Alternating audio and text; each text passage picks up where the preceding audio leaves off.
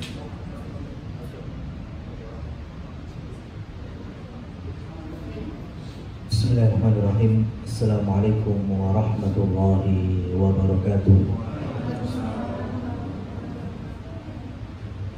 Innal hamdalillah nahmaduhu wa nasta'inuhu wa nastaghfiruh wa natubu ilayhi wa na'udzu billahi min shururi anfusina wa sayyiati a'malina.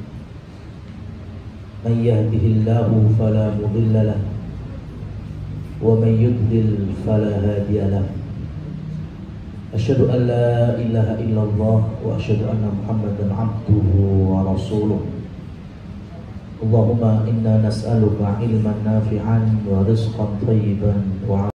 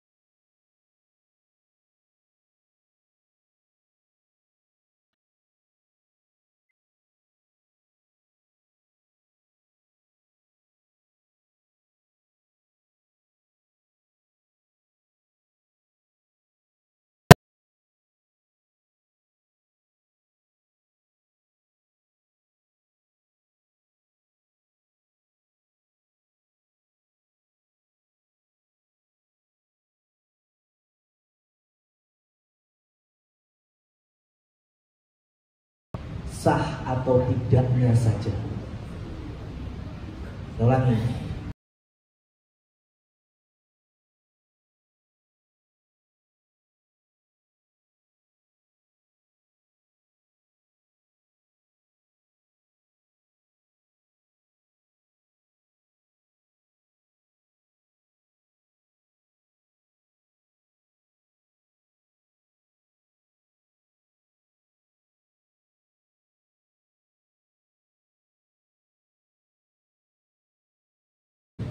Kaum muslimin muslimat umroh misalnya, itu banyak sekali awalnya dari kalangan laki-laki itu kalau diminta tahalul gundul itu koyoke wabut gitu. Apalagi pancen yang basic rambutnya ya rodok diupeni lah ya. Lu Ustaz, bukannya cuma 3 atau 5 helai aja udah cukup, sudah sah tahalulnya? Betul. Sampai jumbo maksud gunting tek wes selesai tahallul, sah. Tapi berpahala? Tidak seperti itu. Rasul sallallahu alaihi wasallam mengatakan, Allahumma gfir lil muhalliqin. Ya Allah, ampuni, berikan ampunan dan rahmatmu bagi orang yang tahallulnya apa? Gundul botak. Jadi tahallul itu menjadi totalitas ketika gundul botak, lotos. Kalau hanya cuma 3 helai, 5 helai sah. Dapat doa ampunan? Enggak. Itu. Ya, itu contohnya. Puasa juga demikian. Ya, dari pagi sampai maghrib, dari subuh sampai terbenamnya matahari. Menjauhi semua larangan-larangan dari pembatal puasa. Apakah puasanya sah? Sah. Dapat pahala? Harus mesti. Ya karena apa sih? Ya. Oh, ternyata dari subuh sampai maghrib tidur aja. Ya. Tangi paling kurang pakai sholat duhur be azan tok. Maka dia telah menyia-nyiakan waktu sah puasanya sah.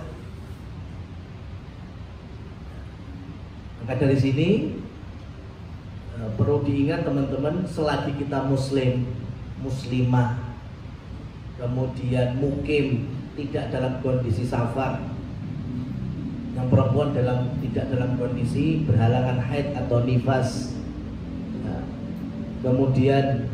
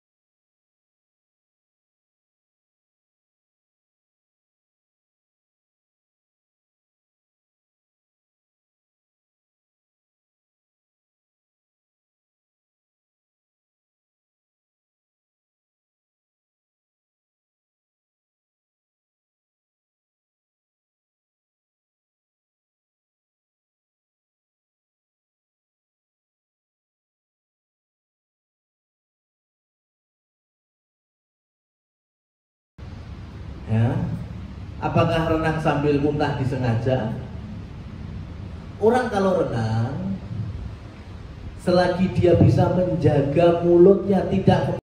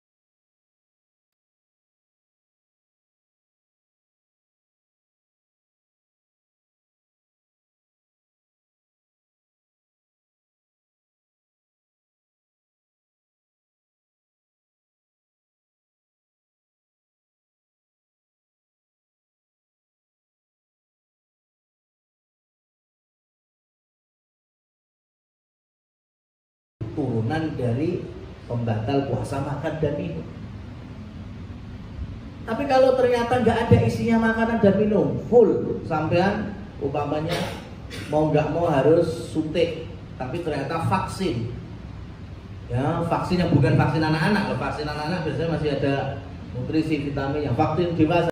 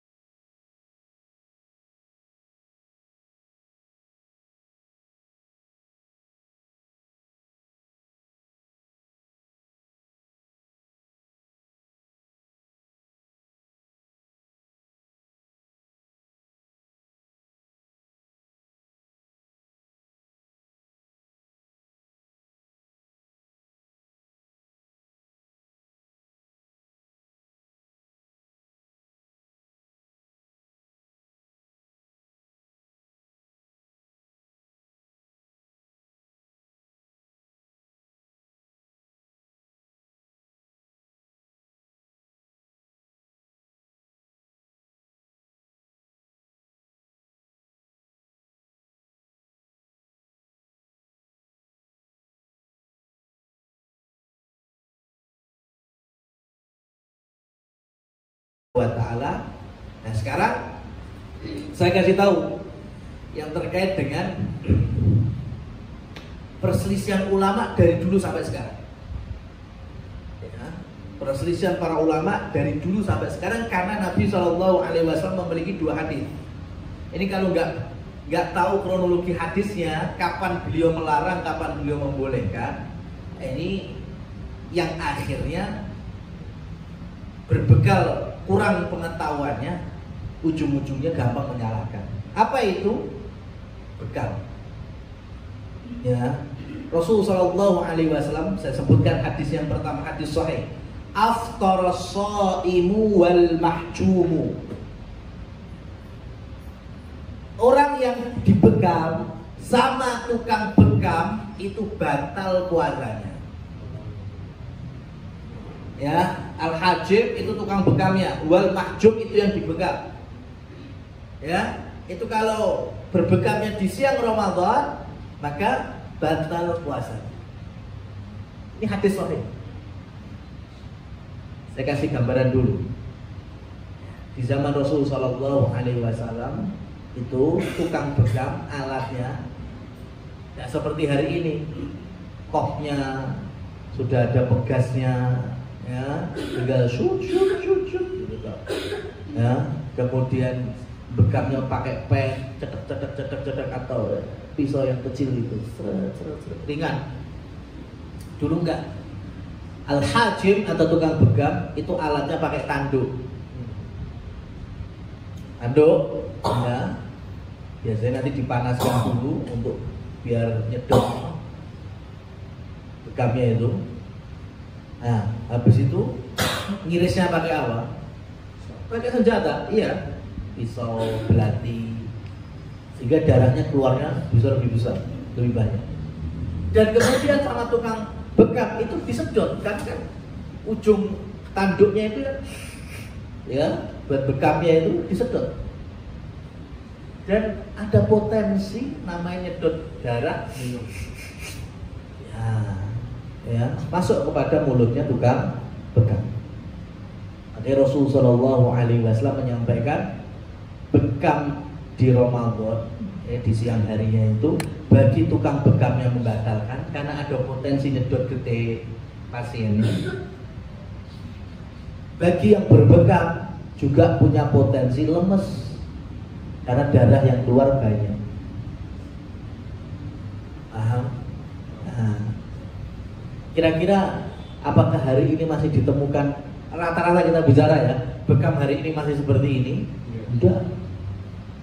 Hari ini alatnya sudah nggak ada yang disedot-sedot, kecuali ya sing nyedot alatnya dewe, ya nggak perlu mulutnya tukangnya. Kemudian mengeluarkan darahnya juga sedikit, hanya pakai pen atau pisau kecil. Itu perbedaannya. Kemudian ada hadis sahih juga diriwayatkan oleh Imam Muslim. Kana Nabi sallallahu alaihi wasallam yahjumu wa huwa muhrimun wa shaimun. Jadi diketahui Nabi Muhammad sallallahu alaihi wasallam pernah melakukan bekam di siang hari dalam kondisi beliau ihram haji, dalam situasi kondisi yang lain ketika beliau berpuasa. Loh, berarti hadis ini seakan-akan bertabrakan satu dengan yang lain. Enggak. Kalau kita tahu sejarah, Nabi SAW beberapa kali hadisnya ada yang modelnya kayak tabrakan, padahal aslinya enggak. Kalau kita tahu, kenapa Rasul menyampaikan bahwa orang yang berbekam dan tukang bekamnya itu batal puasanya itu di awal-awal Ramadan Rasul. Ramadan pertama, Ramadan kedua, Ramadan ketiga, Rasul menyampaikan demikian. Ya, karena ini masih ada latihan bagi sahabat dalam mengerjakan puasa Ramadan. Adapun Ramadan akhir beliau, Ramadan tahun 8, tahun 9, tahun 10 Hijriah, itu beliau sudah tidak lagi mengharamkan bekam di siang Ramadan. Ini persis seperti corak hadis bagi kita dalam ibadah ziarah kubur. Karena Nabi SAW yamna'una an ziaratul kubur fal'an zuruna. Dahulu Nabi melarang kami untuk ziarah kubur. Kapan ini? Ketika sahabat belum kuat tauhidnya, belum kuat imannya. Jangan-jangan nanti nyembah kuburan lagi, ya, seperti mereka sebelumnya nyembah berhala, mengkultuskan orang yang sudah meninggal. Tapi ketika sahabat sudah kuat-kuat imannya, kokoh, ya, udah betul-betul ahli tauhid, jauh dari kesyirikan, maka Rasul membolehkan untuk ziarah kubur. Maka kasusnya sama, Bekam demikian. Di awal-awal Ramadan Rasul tidak melarang, tapi di akhir-akhir Ramadan beliau membolehkan. Tapi sampai sekarang pun para ulama khilaf atau berselisih pendapat dalam dua hal ini. Tetap ada yang mengharamkan mutlak dan tetap ada yang membolehkan mutlak.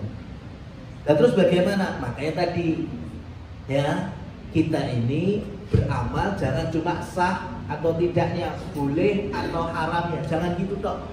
Sebisa mungkin kita keluar dari perselisihan ulama. Maksudnya gimana? Lah sampai bekam malam hari boleh nggak kira-kira? Nah, bar taruh bekam masnya apa tuh? Tak eker-ekeran bekam awan-awan. Selesai kan?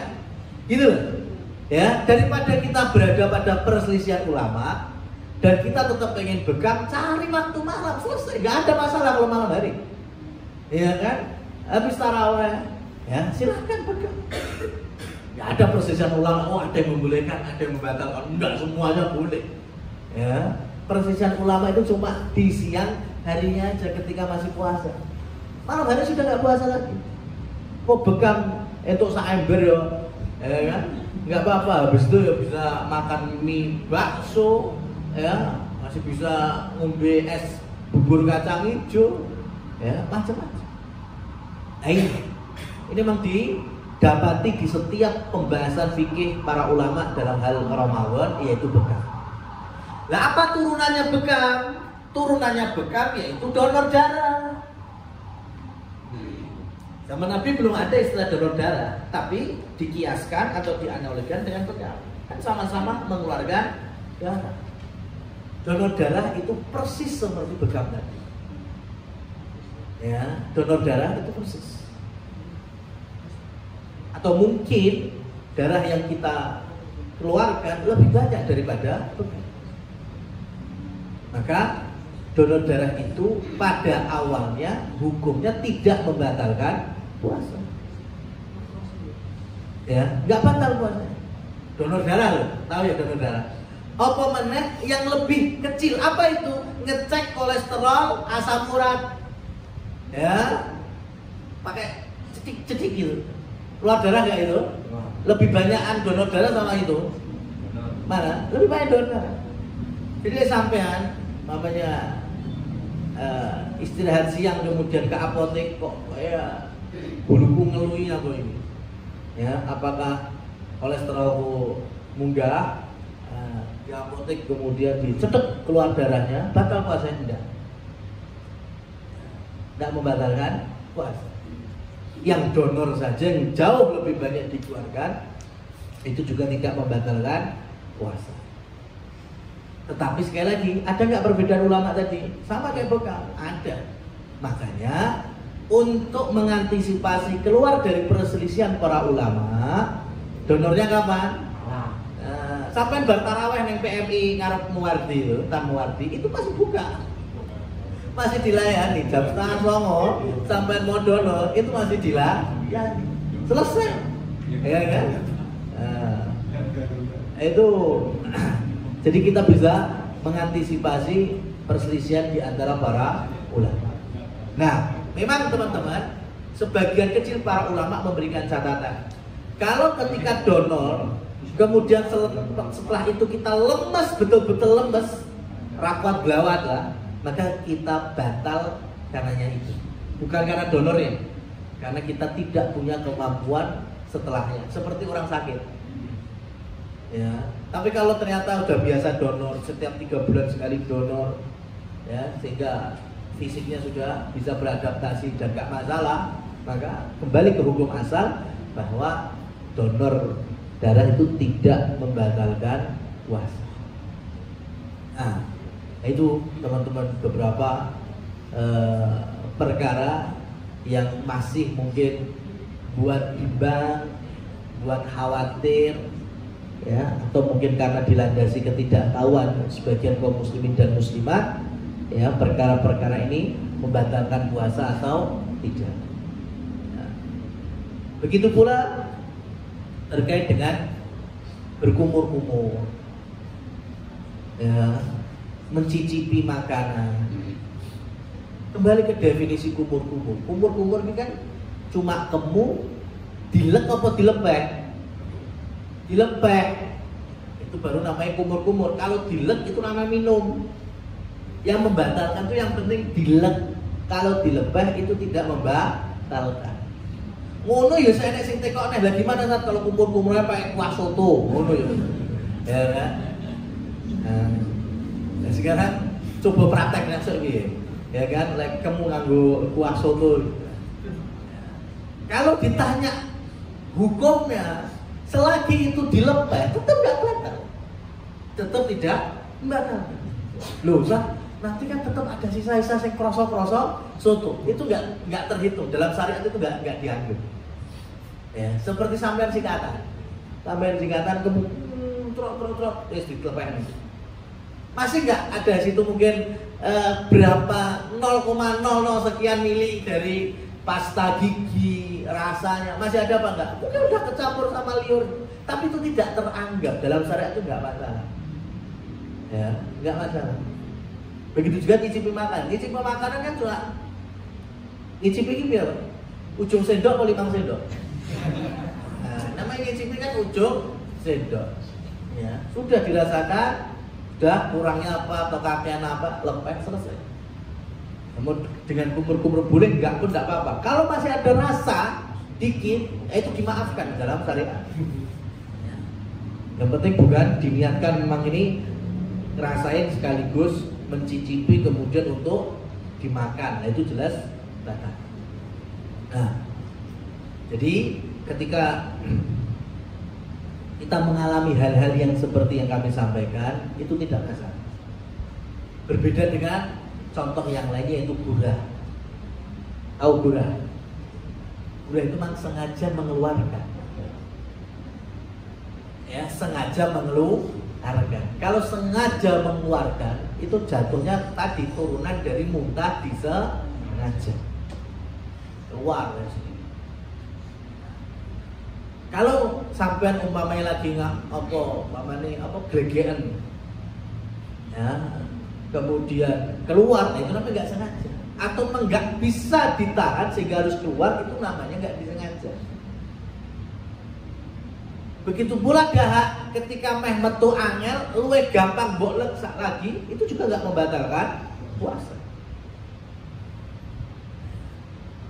Kecuali memang dengan niat awal ngumpulin dahak, kemudian ya untuk dilek, itu jatuhnya jadi minum.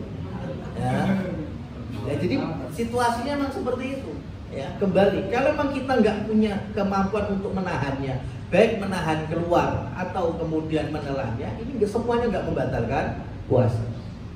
Tapi kalau disengaja seperti gurah adalah disengaja. Ada prosesnya, dimasukkan sesuatu biar gurah sejerunnya kemudian ditok nih. Nah, itu memang sangat berpotensi masuk turunan dari muntah disengaja. Nah, kira-kira teman-teman ada perkara yang lain atau tidak ini yang berkaitan dengan pembatal puasa atau dari hal-hal yang lain? Monggo, saya kasih waktu untuk bertanya.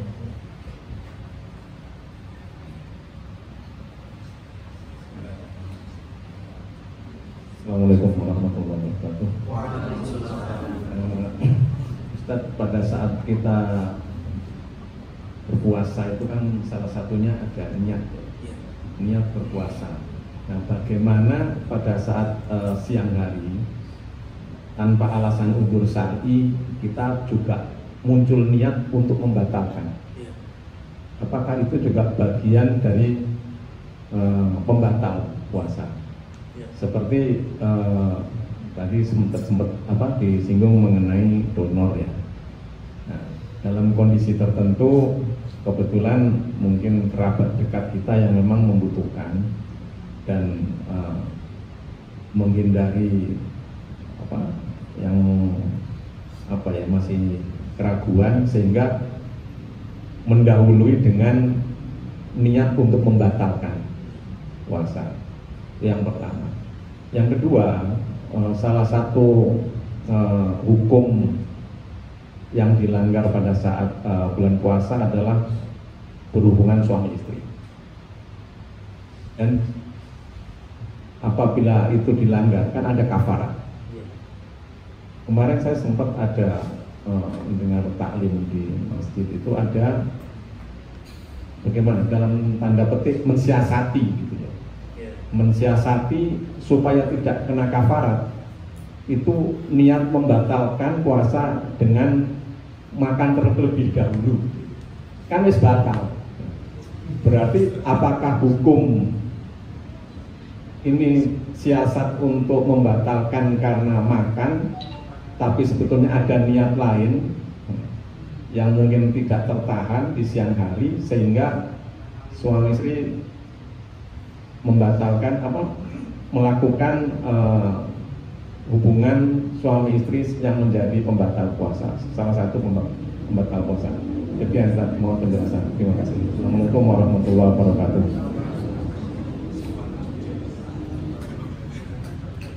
Baik, barakallahu fikum. Pertanyaan yang pertama terkait dengan meniatkan diri di tengah puasa untuk batal. Ya, maka bagaimana hukumnya? Hukumnya adalah batal.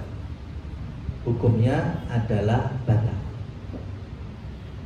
Jadi kita udah puasa, kemudian di siang harinya mungkin jam-jam 1, jam setengah loro, kita punya niat iki lek neng sate kono sepi ya.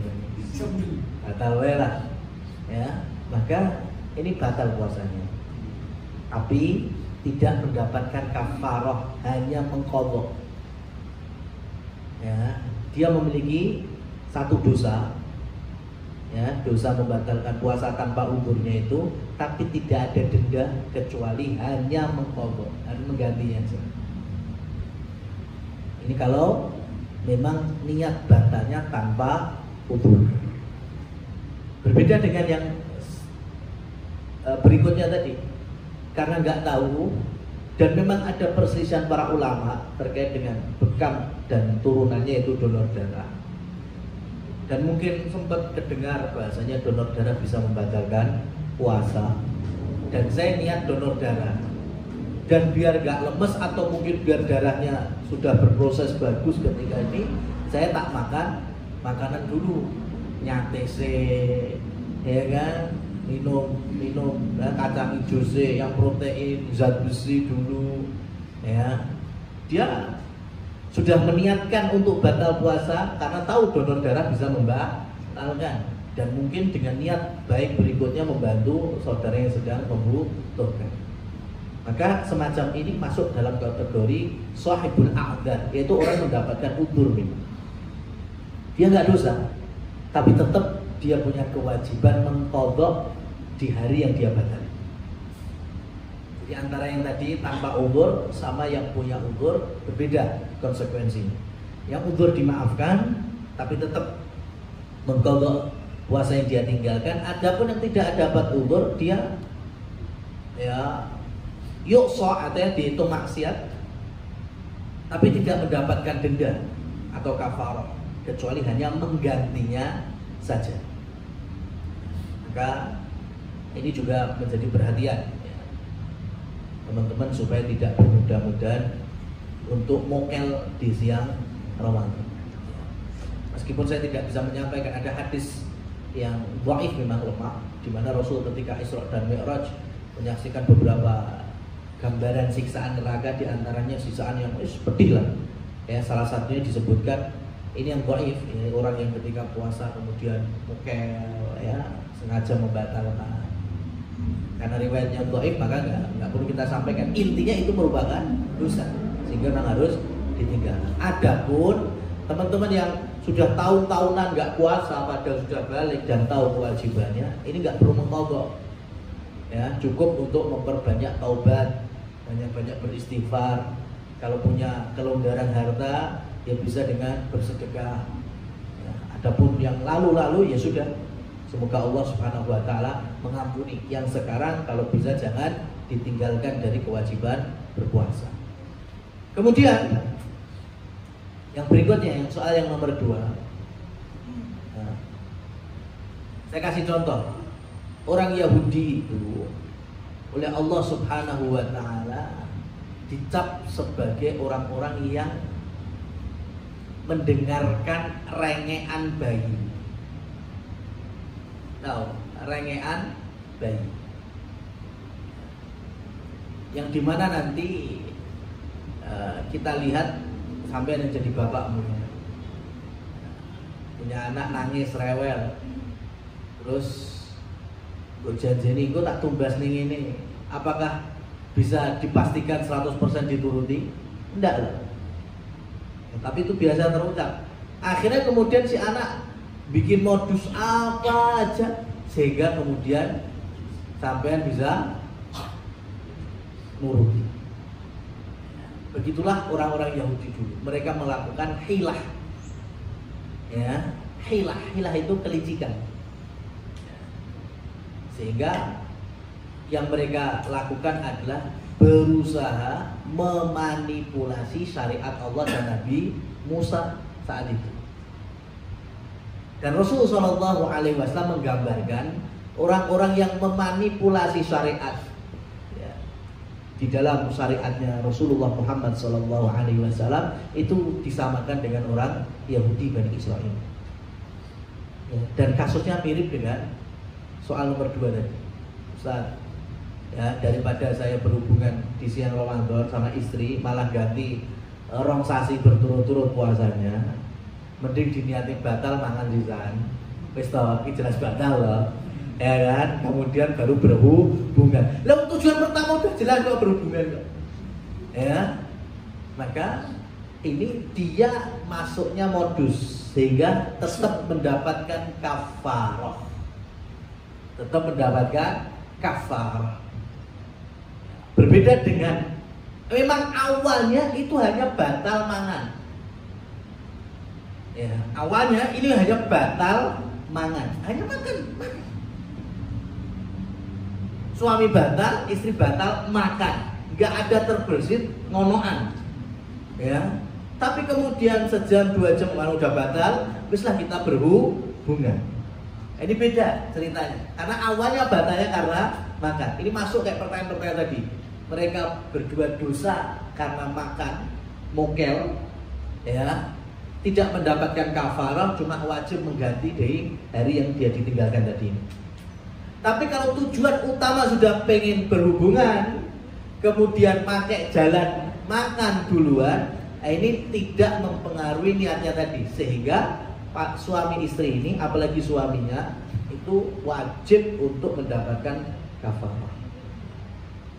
Ya, itulah istilahnya tadi seperti orang-orang Yahudi apa melindungi Allah Subhanahu wa Ta'ala. Ya, dia pengen cari sesuatu yang kayaknya wah ini nggak apa-apa ini boleh, ya. Seperti Nabi Musa melarang jangan mancing jalan golek iwak dino setu. Yes. Sudah mereka setu ibadah, cuma Jumat sore masang jolone, ya Minggu nih baru dijupuk gitu. Setu saya ibadah kan. Lah iwak kapan itu tadi? Ya kan, iwaknya iwak kapan? Iwak setu tetap. Nah, di situ kan. Maka memang beragama itu paling aman sebelum kita banyak ngatamin Quran, banyak membaca hadis, yakinkan bahwa kita harus iman di bawah ayat dan di bawah hadis.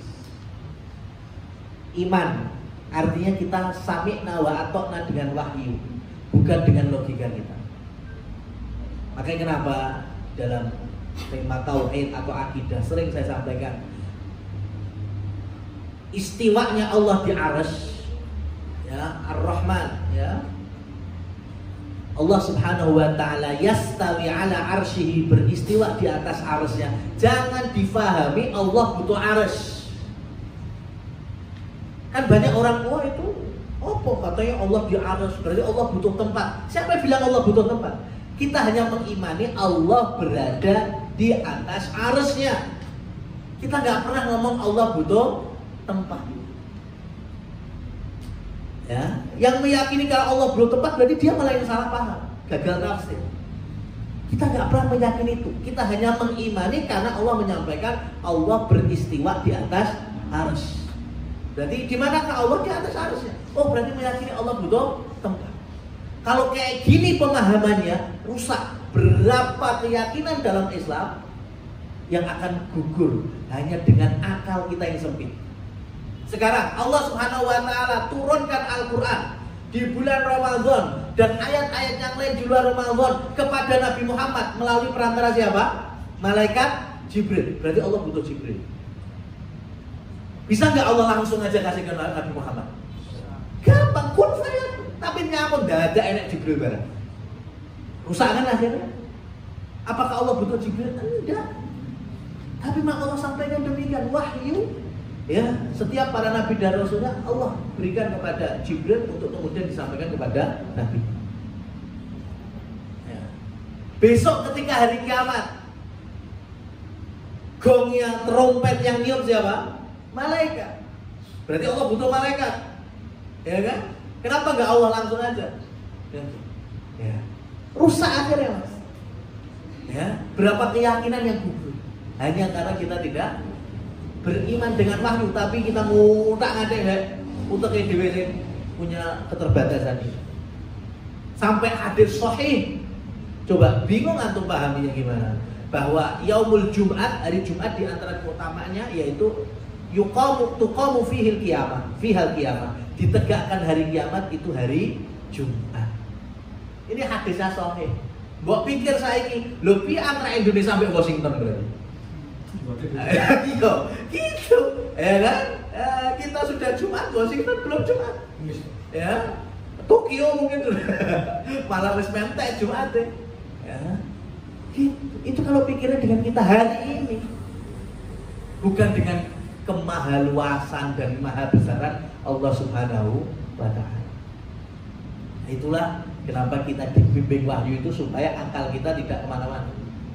Ketika diminta memang untuk menjaga syahwat, ya, menjaga syahwat ya sudah, berarti dengan niat berhubungan suami istri ya batal puasanya.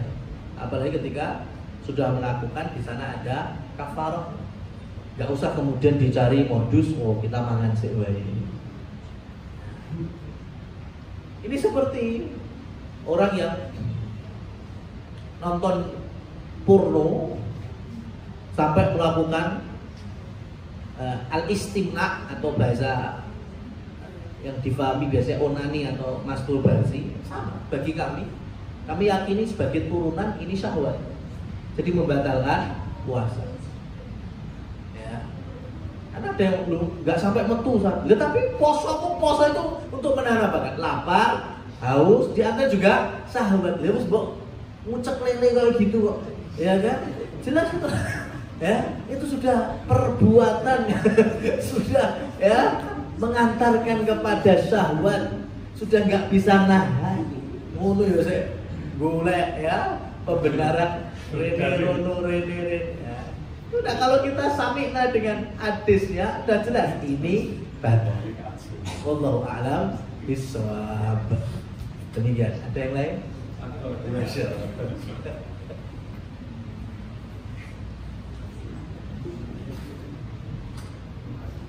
Bismillahirrahmanirrahim. Assalamualaikum warahmatullahi wabarakatuh. Sebelumnya mohon maaf, saya datang ke terlambat kebetulan yang ngantar anak, jadi nggak ada, jadi ngantar anak sekolah itu. Ada satu hal unik mungkin nggak pada diri saya. Iya, zaman SMA saya pernah ngalamin. Jadi sebenarnya pertanyaan dasarnya itu, apakah ketika kita lagi safar itu kita tuh untuk tidak berpuasa itu sunnah atau memang bahkan atau levelnya lebih tinggi daripada sunnah atau tidak berpuasa ketika kita safar. Jadi terkadang itu pernah kita berangkat dari Indonesia mungkin dalam kondisi terang dan mendarat di negara tertentu juga masih terang. Jadi kayaknya puasanya jadi 20 jam. Nah jadi bagaimana menyikapi hal yang pertama, apakah puasa ketika safar itu wajib, bisa boleh ditinggalkan, lebih baik ditinggalkan atau kalau memang mampu tetap dijalankan, dan bagaimana menyikapi ketika kita berada di waktu yang berbeda, tetap mengikuti waktu daerah tersebut atau mengikuti daerah waktu dari yang kita sebelum berangkat asalnya. Itu yang pertama. Yang kedua Ustaz, mungkin tadi terkait masalah ada sedikit masalah jima atau zina atau terkait hal tersebut yang kafaratnya itu pasti 2 bulan kalau salah satu. Saya pernah ketemu sama teman itu, aku 5 tahun berusaha ulang nyada rampung. Terus memang ujiannya ya Ustaz, ketika orang mau tobat itu kan dia memang betul serius mau 2 bulan itu kan ya tidak mudah juga Allah ujian, ada aja ujiannya dia, karena dulu dia mungkin melanggar hal tersebut sehingga dia mau menuntaskan 2 bulan itu juga nggak rampung 5 tahun, baru selesai 31 hari gak kuat sakit, baru selesai 20 hari sakit. Nah apakah dia tetap harus berusaha menyelesaikan sampai 2 bulan itu sampai hayatnya, atau memang ada metode lain yang mungkin mesti menjadi ganjalannya dia di tengah akhir yang belum berhasil? Mungkin itu Ustaz, terima kasih. Baik, barakallahu fikum. Saya jawab yang nomor 2 dulu biar ada hubungannya dengan yang pertama tadi. Jadi melanggar hubungan jima di siang Ramadan itu memang aslinya dengan 3 kafar dan urut. Yang pertama adalah itqur raqabah, membebaskan budak. Dan ini dipastikan zaman ini khususnya di Indonesia tidak ada perbudakan karena tidak ada peperangan. Budak itu ada karena adanya perang antara muslimin dengan orang kafir. Ya, perangnya harus antar muslimin dengan orang kafir. Beda antar suku nggak masuk. Bodoh-bodoh muslimin antar suku nggak masuk. Antara muslim dengan kafir. Tawanan itulah nanti bisa menjadi budak. Nah, kalau terjadi semacam ini, maka nomor pertama itu dikerjakan, itqur raqabah, membebaskan budak. Maka poin yang pertama nggak mungkin, karena nggak ada. Maka masuk ke poin yang kedua, yaitu fasiyamu syahraini mutatabi'ain. Puasa 2 bulan berturut-turut, nggak boleh digangi. Seperti kita puasa Ramadan 29 atau 30 hari nggak ada gangnya, full 1 bulan. Ini full 2 bulan. Ya. Dan caranya ngitungnya itu persis ketika minum obat TBC dari puskesmas yang 6 bulan itu. Ya kan? Yang 6 bulan itu kan kita minum, sesuk lali. Ya kan? Sesuknya baru elek, dihitung lanjutkan kan dimulai dari awal, dimulai dari apa? Kayak gitu. Ya. Jadi suami yang sudah melakukan hubungan, karena di sini ada perbedaan ulama ya. Ya, dan saya condong memang ke ulama yang suami yang menggantinya. Ya, jadi ulama ada yang dua-duanya, suami dan istri itu wajib berpuasa 2 bulan berturut-turut. Dua-duanya. Bukan kemudian dispeling. Aku sing sesasi, kowe sing sesasi, gak bisa. 2 bulan berturut-turut. Tapi ya, sebagian lain enggak, istri enggak masuk. Suami yang membayar dendanya. Loh, kok penak aman Ustaz? Ya kan? Suami yang nganggur. Iya, karena mohon maaf ya. Sehasrat-hasratnya istri, ya, setinggi-tingginya birahi untuk melakukan hubungan. Wilek sing suami orang liyan ora bakal dadi. Istri ya, meskipun dalam kondisi pengen melakukan, kalau suaminya tidak mengiyakan orang bakal dadi. Tapi lek suami mengiyakan jelas dadi. Berarti ujung tombaknya di siapa? Suami. Maka dari sini yang ganti puasa 2 bulan berturut-turut sing lanang. Itu yang pertama. Kemudian yang kedua, istri perempuan nggak mungkin bisa puasa 2 bulan berturut-turut karena dia pasti ada halangan. Nah dari sini ya ditanggung sama suami. Jadi kalau udah puasa kena seminggu batal lagi, ya besok mulai lagi hitungan hari pertama. Gitu terus. Lah ini sudah berusaha sampai hari 31 sakit. Ya, yang namanya sudah berusaha dan gagal itu dimaklumi. Makanya boleh pakai metode yang terakhir. Syaratnya sudah dicoba. Puasa 5 hari gagal, besoknya nyoba lagi, kena 3 hari gagal lagi, besoknya dicoba lagi. Ada usaha. Dan ternyata bolak-balik bahkan udah 5 tahun, maka boleh memakai metode yang terakhir apa? Wa it'amu sittina miskina, memberikan makan 60 orang miskin. Jadi ngundang, ditraktir. Atau dibelikan makanan siap makan, diberikan satu-satu 60 orang miskin.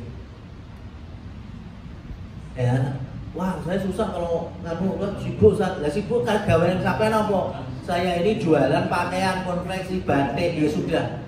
Makanan itu bisa dikiaskan dengan pakaian, maka berikan pakaian baru ke 60 orang miskin.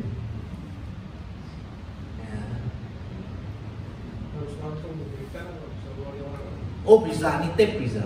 Yang penting jangan mentahannya. Artinya cuma duit, enggak. Ya, makanan ya makanan, pakaian juga pakaian. 60 orang miskin. Ini metode yang terakhir. Ya, jadi kalau ada yang mengalami, wah kayaknya enak ini, aku bakul pecel kok. Undang ya kan? Langsung ditraktir, nggak bisa. Harus dikerjakan dulu dari yang atas. Budak dulu membebaskan, nggak ada, baru puasa 2 bulan berturut-turut. Nggak bisa karena gagal, baru tadi mentraktir 60 orang miskin. Kemudian soal yang pertama berkaitan dengan safar. Saya kasih contoh peristiwa perjalanan perang Tabuk itu Ramadan. Perang Tabuk itu Ramadan. Dan ketika sudah keluar Madinah, sahabat itu berjalan melewati perbatasan, itu akhirnya ada 2 kubu. Kubu yang satu batalin, kubu yang satunya terus berpuasa. Dan tidak ada di antara mereka yang saling menghina. Akhirnya Rasulullah SAW senyum. Ya, berarti sahabat ini sudah betul-betul penuntut ilmu langsung dari Rasul, santrinya baginda Nabi Muhammad SAW. Di atas ilmu mereka beramal, sudah. Yang batalin di atas ilmu karena mengambil rukhsah. Yang nggak batalin Rasul juga nggak marah. Mungkin aja mengkuat dia, ya jalan di atas untanya, ya, meskipun di atas padang pasir nggak masalah. Maka safar itu memang dibolehkannya kita membatalkan karena ini bagian dari rukhsah. Apakah sunnah saat? Nah ini ya, kalau sunnah nggak sampai sunnah. Artinya mubah, dibolehkan karena ini rukhsah. Nah contoh dari banyak para ulama seperti yang sering saya sampaikan itu Syekh bin Baz. Syekh bin Baz itu pernah naik dari Riyadh menuju Dammam. Itu persis kayak Cengkareng Bandar Lampung. Cengkareng Bandar Lampung numpak motor Lampung. Berapa menit? 20 menit.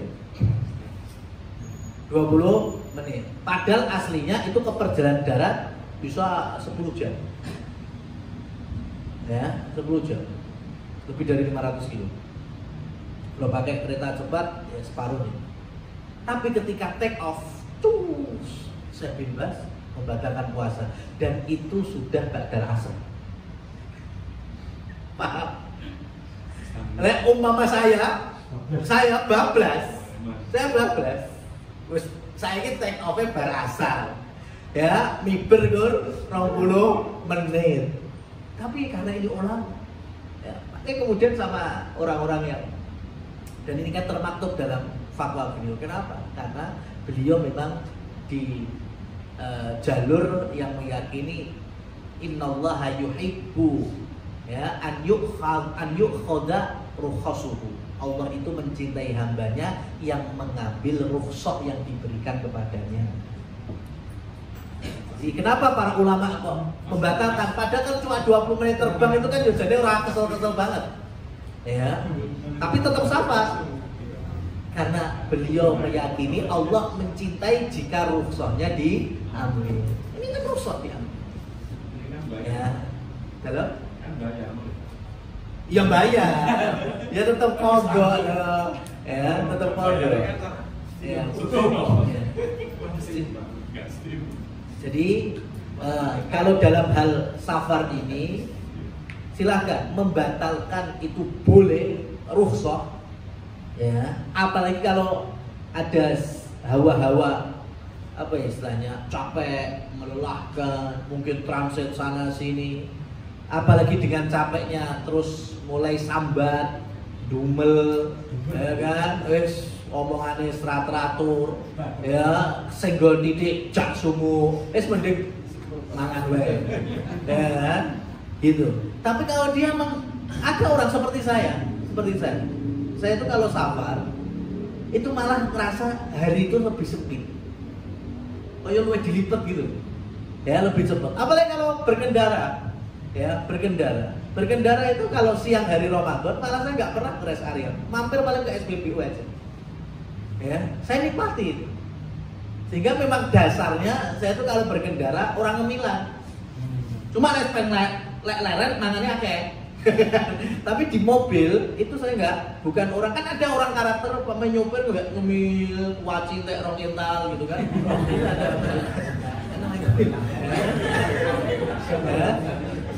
Ya perjalanan Aceh Bali mamanya kan ngemilin waci loh. Ya karena ya itu karena ngantuk, ya, ngemut permen. Saya enggak, ya saya lebih sering ngobrol, ya dan saya nggak suka namanya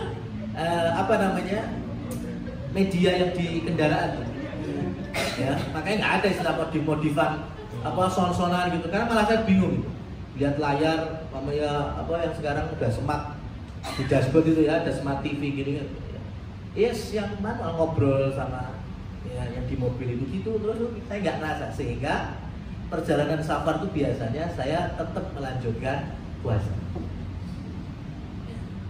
Kecuali tadi ketika pernah dulu tahun berapa itu perjalanan ke Palembang, itu pokoknya jembatan Pemalang putus. Itu di Jawa aja saya 5 dino. Belum nyebrang, belum sampai ke Merak itu perjalanan 5 hari.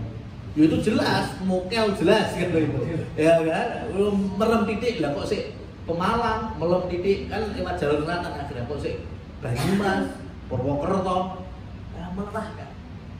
Ya, daripada malah nggak teratur emosinya, akhirnya yang ngecong pop mie kan.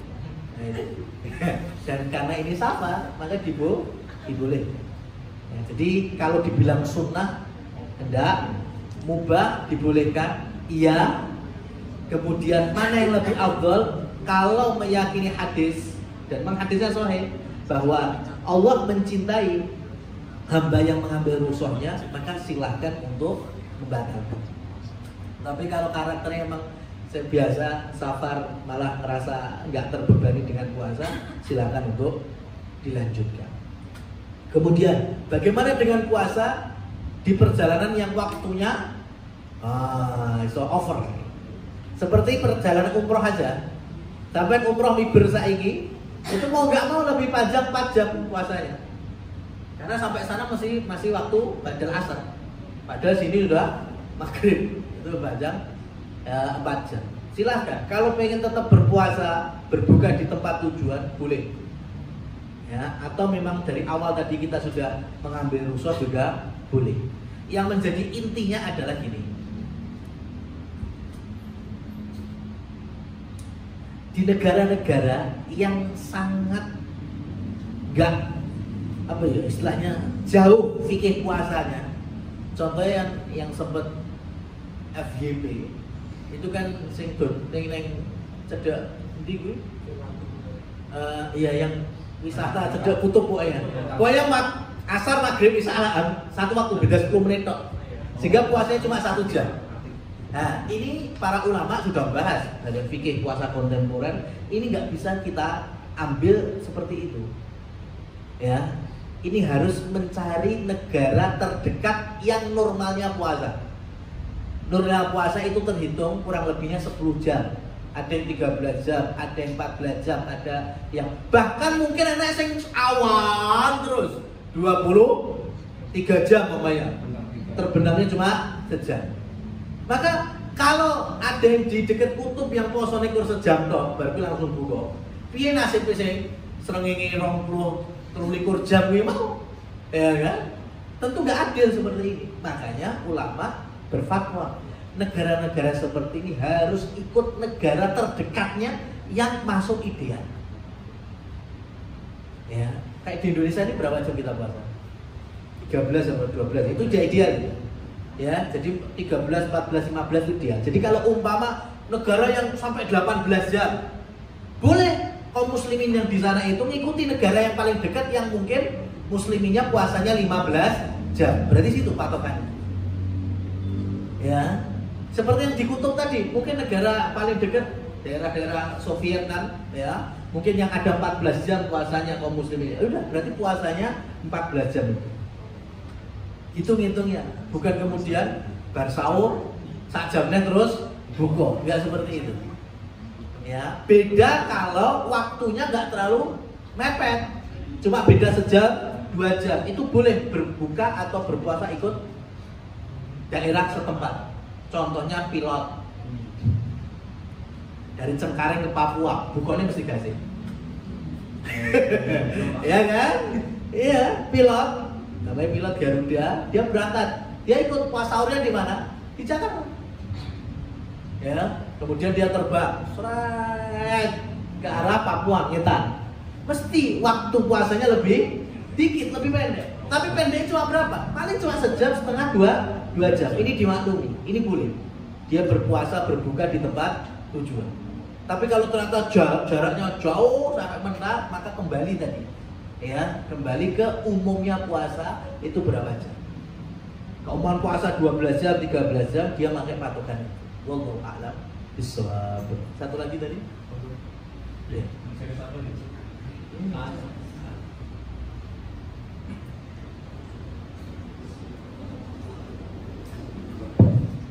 Assalamualaikum warahmatullahi wabarakatuh. Waalaikumsalam. Ya, karena tadi bahasnya orang yang ada orang bius tadi kan. Iya. Kalau saya mau tanya tentang sholat, ini juga khilafiyah. Ini ngomong ada Ustaz, saya mau tanya. Kalau orang dibius lama gitu, sehingga dia beberapa waktu sholat dia tertinggal, dia wajib ganti waktu sholat yang ketinggalan nggak? Misal dibiusnya pagi, berarti kan dia misalnya baru bangun isya. Jadi kan orang-orang kan lama, jadi kan ketinggalan waktu zuhur, asar, maghrib. Itu dia apakah harus mengganti, dan menggantinya apakah urut dari yang waktu pertama atau seperti apa? Ya. Baik, ini saya jawab bukan terus saya pamer ya. Ini saya jawab kondisi beberapa waktu lalu ketika saya menemani istri saya.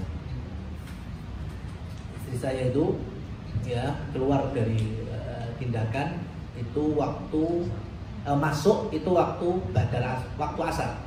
Makanya ketika sholat duhur saya bilang pada istri sholat jamak duhur sekaligus asar. Habis itu masuk waktu ya antara adzan dan qomat asar itu masuk ruang tindakan. Dan keluarnya itu ba'da maghrib. Ba'da maghrib. Jadi adzan isya itu udah ketop-ketop bilang ke saya belum sholat, gak usah sholat. Terus mulai ketip-ketip lagi, sudah bisa diajak ngomong gitu. Saya belum sholat, terus saya belum sholat, belum bisa sholat. Terus saya tanya ke perawatnya saat ini masih ada efek bius apa enggak? Oh masih, sampai kapan? Kalau sesuai jadwalnya Pak, ini biusnya sampai jam 8 pagi, efeknya. Orangnya mungkin udah bisa sadar, bahkan udah boleh makan, tapi efek biusnya dia sih ngantuk, saya ketap, dia kayak bayi lah, turunnya lebih mendominasi daripada sadar. Orang yang semacam ini, meskipun dia sudah sadar, ya habis maghrib tetap nggak boleh sholat. Bagaimana dalil la taqrabus sholat wa antum sukara, jangan dekati sholat sedangkan kalian dalam kondisi mabuk. Orang dibius itu kan biasanya mabuk. Ya, pengen mendem yang halal operasi Mas. Tapi saya nggak menyarankan. Karena itu satu-satunya penggunaan narkoba yang dilisensi. Ya, cuma ya jangan, kita nggak berharap. Ya, itu kan pakai morfin. Itu pakai narkoba yang dibolehkan itu ketika bius itu. Makanya akhirnya jam 8 lewat 10 itu ketika perawat ya mengatakan sudah kita cabut semuanya ya, jadi udah nggak ada efeknya juga sudah. Makanya kemudian saya minta ke istri sholat apa aja, maghrib, isya, subuh.